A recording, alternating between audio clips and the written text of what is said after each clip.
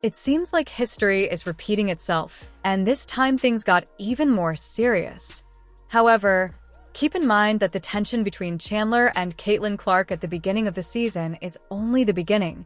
What happened on the court is only a symptom of a much larger situation. There is a problem with the Chicago Sky.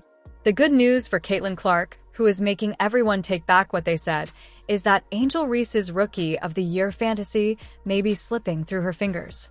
Buckle up, because today we're going to break down how a single game might have changed the entire course of the WNBA season, and by the end you'll understand why the next matchup between the Fever and the Sky could be the most important game of the year, so hit that subscribe button.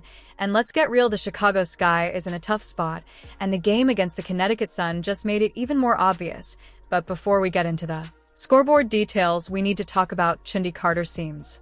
Like she didn't learn her lesson during the game, she pulled this unnecessarily aggressive move. This isn't just poor sportsmanship, it's a serious problem that the WNBA needs to address, and fast. But the Sky problem goes beyond one player. The 82-80 loss to the Sun was a hard blow, and it's not just the score that's worrying, it's the vibe within the team. You can feel the tension in the air. The Sky is falling further and further behind the Indiana Fever in the standings, and worse, the Atlanta Dream is creeping up from behind, threatening their position. This is an Angel Reese. The season Sky fans were hoping for a team that should be fighting for a strong playoff spot is now fighting not to fall even further. The big question now is, how's the Sky going to bounce back from this? Can they turn things around?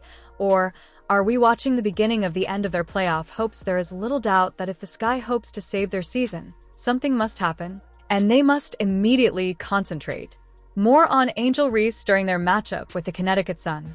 Reese grabbed a massive 20 rebounds, which is an incredible performance that demonstrates his ability in that area of the game. However, the Sky was unable to win despite that individual effort, which raises an important point. What connection exists between a player's performance and the team's outcomes?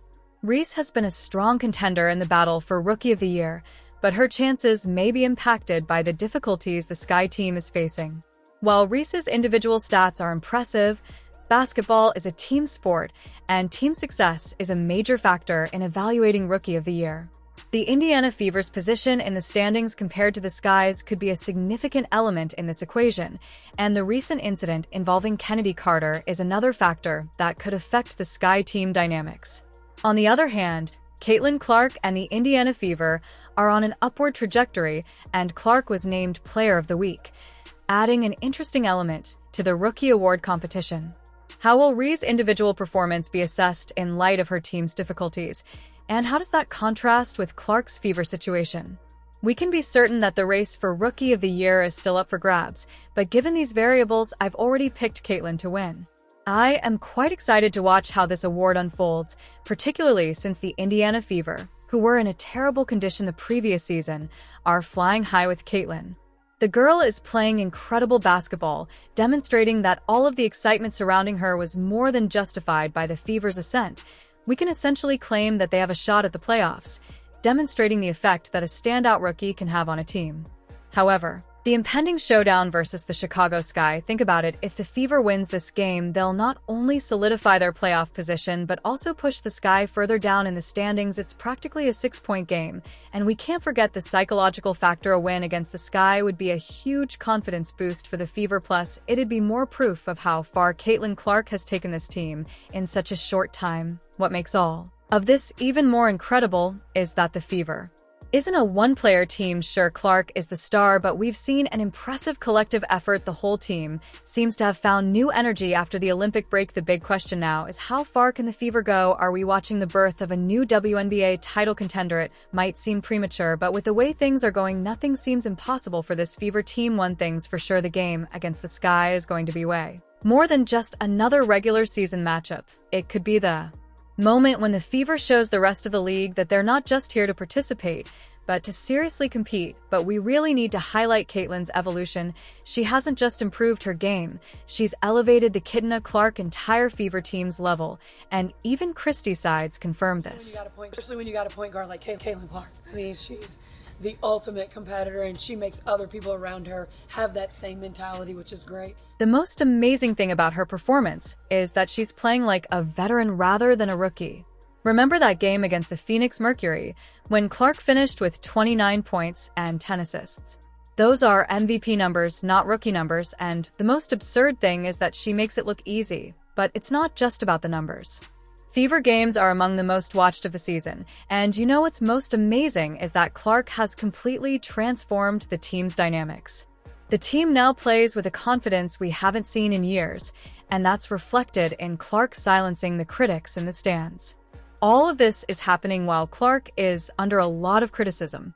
For example, before the Olympic break, Gino Ara made some remarks that infuriated many Clark fans. Nobody's printing. Diana Taurasi was right. This kid's on the wrong team. She's got the wrong skill set to handle the physicality of that league. And she's a rookie. It appears that she is responding to the court in the most effective manner imaginable. In comparison to Angel Reese, for instance, Clark is not only playing well, but also stifling the detractors. Every assist and three-pointer she makes is like she's saying, "I'm here to stay," and most importantly, she's doing it in a way that benefits the entire team. The major issue now is if we are seeing the birth of one of the best players in WNBA history. Of course, it's too soon to say, but one thing is certain. Clark appears to be a few steps ahead in terms of team influence, while Reese lights up the scene with her. Not only is Caitlin Clark the league's future, but she is also its present. What a fantastic gift for basketball fans. But in order for this kind of star to be respected and kept safe, we must discuss player conduct on the court, and the NBA's need to address it. We cannot ignore the facts surrounding the event involving Chennedy Carter. This isn't just a problem for the Chicago Sky, it's a problem for the entire league.